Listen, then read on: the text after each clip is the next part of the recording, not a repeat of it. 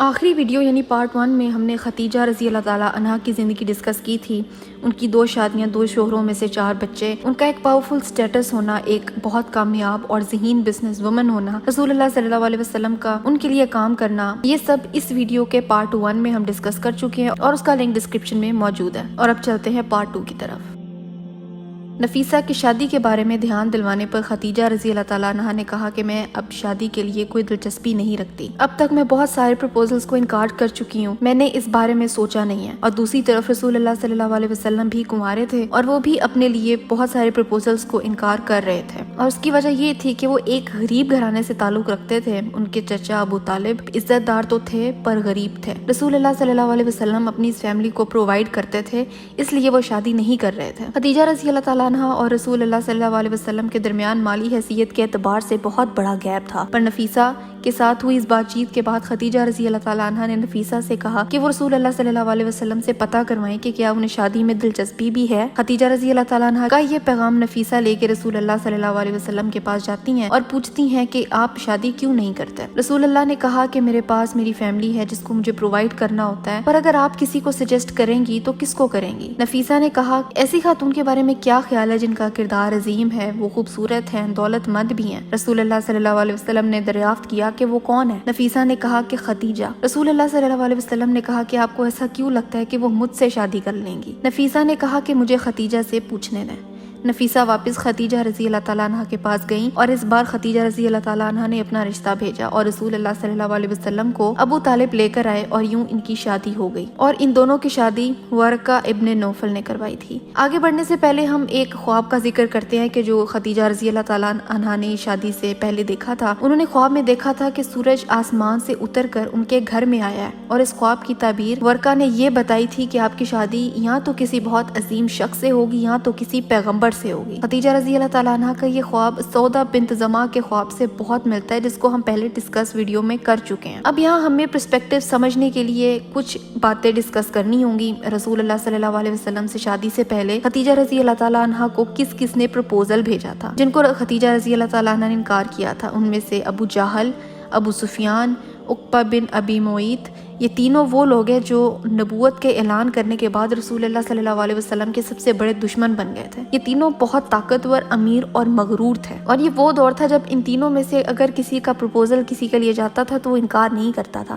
پر خدیجہ رضی اللہ تعالیٰ عنہ نے ان تینوں کو انکار کر کے رسول اللہ صلی اللہ علیہ وسلم سے اس لیے شادی کی کیونکہ وہ ایماندار اور اعلیٰ کردار کے انسان تھے. اور رسول اللہ صلی اللہ علیہ وسلم کی حدیث بھی ہے کہ اگر کوئی تمہارے پاس اچھے کردار اور دین کے ساتھ آتا ہے تو اس سے شادی کر لو. مطلب کہ یہ وہ کوالٹیز ہیں جو کہ انسان کو دیکھنی چاہیے. اس شادی کے وقت خدیجہ رضی اللہ تعالیٰ عنہ کی عمر 40 اور رسول اللہ 25 سال کے تھے. رسول اللہ صلی اللہ علیہ وسلم کی شادی سے پہلے ہی سوسائٹی میں بہت عزت تھی ان کی نوبلٹی، سچائی اور اچھے کردار کی وجہ سے. پر اس شادی کے بعد رسول اللہ صلی اللہ علیہ وسلم کی حیثیت سوسائٹی میں مزید نکھر کے سامنے آئی. خدیجہ رضی اللہ تعالیٰ عنہ اور رسول اللہ صلی اللہ علیہ وسلم اب ایک مالدار میاں بیوی کا جوڑا تھا. شادی کے بعد رسول اللہ خدیجہ رضی اللہ تعالیٰ عنہ کے گھر موو کرتے ہیں اور شادی کے 5 سال بعد ان کے 6 بچے ہوتے ہیں، جن کا نام زینب، رقیہ، ام کلثوم، فاطمہ اور 2 بیٹے القاسم اور عبداللہ، جن کے بارے میں ہم پھر کسی ویڈیو میں بات کریں گے. 4 بیٹیاں اور 2 بیٹے. ہمیں عروہ کی نریشن سے ملتا ہے کہ خدیجہ رضی اللہ تعالیٰ عنہ بیٹیوں کے نام رکھا کرتی تھی اور رسول اللہ صلی اللہ علیہ وسلم بیٹوں کے. خدیجہ رضی اللہ تعالیٰ عنہ کے گھر میں اب بہت سارے لوگ رہتے تھے، خود رسول اللہ صلی اللہ علیہ وسلم اور ان کے 6 بچے. خدیجہ رضی اللہ تعالیٰ عنہ کی پہلی شادیوں میں سے ہونے والے 4 بچے بھی اسی گھر میں رہتے تھے. اس کے علاوہ زید ابن الحارثہ بھی وہیں رہتے تھے، جن کے بارے میں ہم کسی دن ڈیٹیل سے بات ضرور کریں گے. پر یہ وہی غلام تھے جن کو حکیم بن حزام نے خدیجہ رضی اللہ تعالیٰ عنہ کو تحفے کے طور پہ دیا تھا. جب رسول اللہ صلی اللہ علیہ وسلم نے زید رضی اللہ تعالیٰ عنہ کو دیکھا تو انہیں زید بہت پسند آئے، تو خدیجہ رضی اللہ تعالیٰ عنہ نے زید رضی اللہ تعالیٰ عنہ کو رسول اللہ صلی اللہ علیہ وسلم کو تحفے میں دے دیا. جس کے بعد رسول اللہ صلی اللہ علیہ وسلم نے زید کو آزاد کر دیا اور پھر اپنے بیٹے کے طور پر ان کو اڈاپٹ کر لیا. ان کے علاوہ علی بن ابی طالب رضی اللہ تعالیٰ عنہ بھی اسی گھر میں رہتے تھے. یہ گھرانہ ایک پرفیکٹ گھرانہ تھا، اس لحاظ سے کہ یہاں رہنے والا ہر کوئی ایک دوسرے سے محبت کرتا تھا. خدیجہ رضی اللہ تعالیٰ عنہ کو رسول اللہ صلی اللہ علیہ وسلم سے اتنی محبت تھی کہ جب وہ کسی ایسے انسان سے ملتی تھی جس نے رسول اللہ صلی اللہ علیہ وسلم کے بچپن میں ان کی دیکھ بھال کی ہو یا جن سے رسول اللہ صلی اللہ علیہ وسلم کو پیار ہو، تو خدیجہ رضی اللہ تعالیٰ عنہ ان لوگوں پر بھی بہت خرچ کیا کرتی کرتی تھی۔ ایک بار جب وہ حلیمہ رضی اللہ تعالیٰ عنہ سے ملی، جو کہ رسول اللہ صلی اللہ علیہ وسلم کی ماؤں میں سے ایک ماں تھی جنہوں نے رسول اللہ صلی اللہ علیہ وسلم کو اپنا دودھ پلایا تھا، خدیجہ رضی اللہ تعالیٰ عنہ نے دیکھا کہ رسول اللہ صلی اللہ علیہ وسلم کو حلیمہ سے کتنی محبت ہے اور وہ ان سے مل کے کتنا خوش ہوتے ہیں، تو خدیجہ رضی اللہ تعالیٰ عنہ نے حلیمہ رضی اللہ تعالیٰ عنہ کو 1 اونٹ اور 40 بھیڑیں تحفے کے طور پر دے دیں، اور یہی کام رسول اللہ صلی اللہ علیہ وسلم خدیجہ رضی اللہ تعالیٰ عنہ کی وفات کے بعد بھی کیا کرتے تھے۔ وہ خدیجہ رضی اللہ تعالیٰ عنہ کی سہیلیوں اور رشتہ داروں اور پیاروں پر خرچ کرتے تھے۔ اس پوائنٹ پر رسول اللہ صلی اللہ علیہ وسلم دنیاوی زندگی کے لحاظ سے پیک پر تھے۔ ان کی بیوی ایک بہترین خاتون تھی، ان کے پاس دولت تھی، ان کے پاس بچے تھے، وہ ایک کمفرٹیبل زندگی گزار رہے تھے۔ سوسائٹی میں ان کا ایک اعلیٰ مقام تھا، لوگ ان کی عزت کرتے تھے، جب وہ بات کرتے تھے تو لوگ سنتے تھے اور ہر بات پر یقین کرتے تھے۔ لیکن پھر ہوا یہ کہ رسول اللہ صلی اللہ علیہ وسلم کو خواب دکھنا شروع ہو گئے۔ نبوت کی شروعات سچے خوابوں سے ہوئی تھی۔ رسول اللہ صلی اللہ علیہ وسلم کو رات کو جو خواب میں آتا تھا اگلے دن ایگزیکٹلی ویسا ہی ہو جاتا تھا۔ ان 6 مہینوں تک رسول اللہ صلی اللہ علیہ وسلم نے صرف سچے خواب ہی دیکھے، اور اس پہ حضرت عائشہ رضی اللہ تعالیٰ عنہ سے روایت ہے کہ اللہ نے رسول اللہ صلی اللہ علیہ وسلم کے دل میں تنہائی کے لیے محبت پیدا کر دی تھی۔ ان کو ایک دم سے اکیلا رہنا اچھا لگتا تھا۔ وہ تنہائی کے لیے غار حرا میں چلے جاتے تھے اور وہاں جا کے ایک خدا کی عبادت کیا کرتے تھے، ویسی عبادت جو ابراہیم علیہ السلام کیا کرتے تھے۔ غار حرا کا راستہ بہت مشکل تھا۔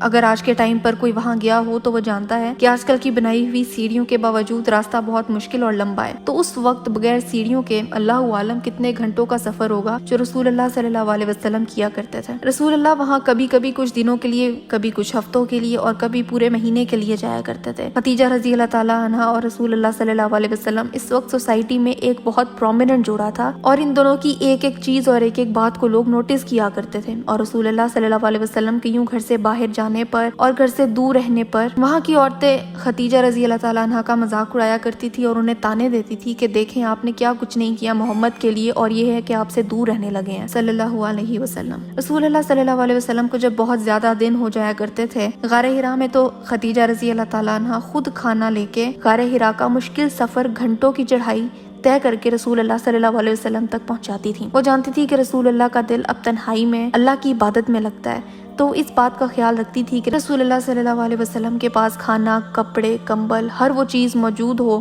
جس کی ان کو ضرورت ہو سکتی ہے۔ اور پھر ایک دن پہلی وحی کا نزول ہوتا ہے، جبریل علیہ السلام رسول اللہ صلی اللہ علیہ وسلم کے سامنے آتے ہیں، انہیں پکڑ کر جھنجھوڑتے ہیں، اور ہم جانتے ہیں کہ رسول اللہ صلی اللہ علیہ وسلم کے لیے ایکسپیرینس انتہائی خوفناک تھا، جس کے بعد وہ غار سے نکل کر پہاڑ سے اترنا شروع کر دیتے ہیں اور سیدھا خدیجہ رضی اللہ تعالیٰ عنہ کے پاس جاتے ہیں۔ یہاں یہ سوچنے والی بات ہے کہ رسول اللہ صلی اللہ علیہ وسلم اس حالت میں چاہتے تو ابو بکر صدیق رضی اللہ تعالیٰ عنہ کے پاس جا سکتے تھے، اپنے چچا ابو طالب کے پاس جا سکتے تھے، اپنے چچا اور اپنے بیسٹ فرینڈ حمزہ رضی اللہ تعالیٰ عنہ کے پاس بھی جا سکتے تھے، لیکن وہ سیدھا اپنی بیوی کے پاس جاتے ہیں، کیونکہ وہ جانتے تھے کہ خدیجہ رضی اللہ تعالیٰ عنہ ان کا یقین تو کریں گی، لیکن جو سپورٹ اور کمفرٹ ان کو خدیجہ رضی اللہ تعالیٰ عنہ سے مل سکتی تھی وہ کسی اور سے بالکل نہیں مل سکتی۔ اب اس سین کو اگر امیجن کیا جائے کہ رسول اللہ صلی اللہ علیہ وسلم شدید گھبراہٹ کی حالت میں پسینے میں شرابور کانپتے ہوئے گھر آتے ہیں اور خدیجہ رضی اللہ تعالیٰ عنہ سے کہتے ہیں زمیرونی زمیرونی، مجھے کور کرو، مجھے کور کرو۔ خدیجہ رضی اللہ تعالیٰ عنہ نے کوئی سوال نہیں کیا، کچھ نہیں پوچھا، اللہ جانے انہوں نے ایسا کیا دیکھا ہوگا، کیا پتا راستے میں کسی نے ان پہ اٹیک کر دیا ہو۔ خدیجہ رضی اللہ تعالیٰ عنہ بغیر کچھ کہے انہیں پکڑتی ہیں، انہیں کمفرٹ دیتی ہیں، انہیں ریلیکس کرتی ہیں، اور کچھ نریشنز میں یہ آتا ہے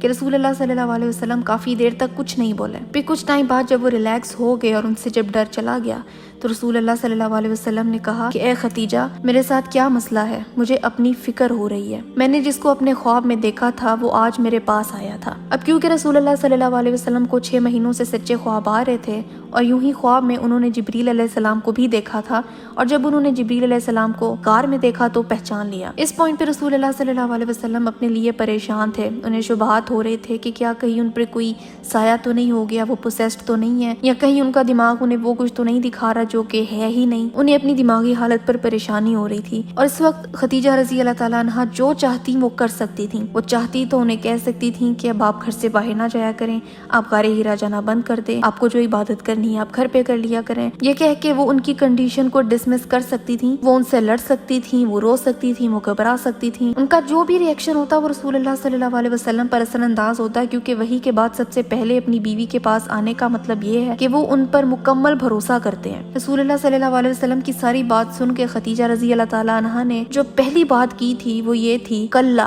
ابشر، مطلب بالکل بھی نہیں، یہ اللہ کی طرف سے بہت کوئی ضرور اچھی خبر ہے، اور اللہ کی قسم اللہ آپ کو کبھی بھی رسوا نہیں کرے گا۔ یہ وہ الفاظ ہیں جو کہ ایک تو رسول اللہ صلی اللہ علیہ وسلم کو یہ اشور کروا رہے تھے کہ نہیں، بالکل بھی نہیں، you have not last your mind, اب بالکل نارمل ہے، اور ساتھ ہی یہ دلاسا بھی دے دیا کہ اللہ کی طرف سے کوئی اچھی خبر ہی ہوگی، اور یہ بھی دلاسا دلایا کہ آپ کو اللہ کبھی رسوا نہیں کرے گا۔ اس کے بعد خدیجہ رضی اللہ تعالیٰ عنہ کے جو الفاظ تھے وہ رسول اللہ صلی اللہ علیہ وسلم کی پوری سیرہ ہے۔ خدیجہ رضی اللہ تعالیٰ عنہ نے کہا کہ آپ تو وہ ہیں جو اپنے رشتہ داروں سے اچھے تعلقات رکھتے ہیں، آپ ہمیشہ سچی بات کرتے ہیں، آپ غریبوں اور بدحالوں کی مدد کرتے ہیں، جب بھی کوئی غریب آپ کے پاس آیا تو آپ نے اس کی مدد کی، آپ اپنے مہمانوں کے ساتھ بہت بہترین سلوک کرتے ہیں، آپ ہمیشہ ان کا ساتھ دیتے ہیں جو مشکل وقت سے گزر رہے ہوتے ہیں، آپ ان کا بوجھ خود پر لے لیتے ہیں۔ یہ وہ لفظ تھے جن کی رسول اللہ صلی اللہ علیہ وسلم کو ضرورت تھی۔ خدیجہ رضی اللہ تعالیٰ عنہ نے رسول اللہ صلی اللہ علیہ وسلم پر اس وقت یقین اور بھروسہ کیا جب رسول اللہ کو خود اپنے آپ پر بھروسہ نہیں تھا۔ اس کنورسیشن کے بعد خدیجہ رضی اللہ تعالیٰ عنہ نے رسول اللہ صلی اللہ علیہ وسلم سے کہا کہ اب ہم ورقہ بن نوفل کے پاس چلتے ہیں۔ ورقہ بن نوفل کون تھے اور انہوں نے یہ سب سن کے کیا کہا، یہ ہم کسی اور ویڈیو میں ڈسکس کریں گے کیونکہ وہ بھی بہت لمبا واقعہ ہے۔ پہلی وحی کے بعد کافی ٹائم تک رسول اللہ صلی اللہ علیہ وسلم نے جبریل علیہ السلام کو نہیں دیکھا تھا،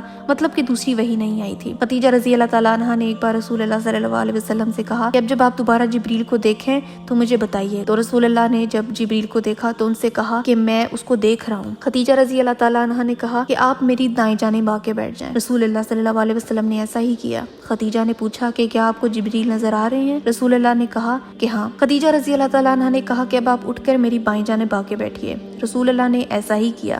پھر خدیجہ رضی اللہ تعالیٰ عنہ نے پوچھا کہ کیا آپ اس کو دیکھ سکتے ہیں؟ رسول اللہ صلی اللہ علیہ وسلم نے کہا کہ ہاں۔ پھر خدیجہ رضی اللہ تعالیٰ عنہ اٹھیں اور رسول اللہ کے پیچھے بیٹھیں اور اپنی باہوں میں رسول اللہ کو لے لیا اور اپنے سر سے اپنی چادر اتار دی اور پھر پوچھا کیا اب آپ اس کو دیکھ سکتے ہیں؟ تو رسول اللہ صلی اللہ علیہ وسلم نے کہا کہ نہیں۔ تو خدیجہ رضی اللہ تعالیٰ عنہ نے کہا کہ اطمینان رکھیے، وہ کوئی فرشتہ ہی ہے، وہ کوئی شیطان نہیں ہے۔ اب یہ بہت دلچسپ نریشن ہے کہ خدیجہ رضی اللہ تعالیٰ عنہ نے یہ اندازہ اس طرح سے کیسے لگا لیا، تو وہ اس طرح سے کیونکہ وہ جبریل علیہ السلام کی حیا اور موڈیسٹی کو جانتی تھی۔ اگر یہ کوئی شیطان ہوتا تو وہ یہیں پہ رہتا، پر یہ جبریل علیہ السلام ہے، اس لیے اپنی شرم و حیا کی وجہ سے وہ وہاں سے چلے گئے۔ خدیجہ رضی اللہ تعالیٰ عنہ خود رسول اللہ کے ساتھ مل کے چیزوں کو اور معاملات کو سمجھنے کی کوشش کر رہی تھی، وہ اس وقت بھی ان کے ساتھ ان کی اسٹرینتھ بن کے کھڑی تھی۔ اب اس سے آگے آنے والی وہی دعوت اسلام، رسول اللہ صلی اللہ علیہ وسلم کی اسٹرگلز اور خدیجہ رضی اللہ تعالیٰ عنہ کی سپورٹ کے بارے میں ہم اگلے پارٹ میں بات کریں گے۔ آپ بتاتے جائیے کہ کیا آپ کو کوئی ایسی بات پتہ ہے جو کہ اس ویڈیو میں نہیں تھی، نیچے کامنٹس میں لکھیے اور اگلی ویڈیو کا انتظار کیجیے۔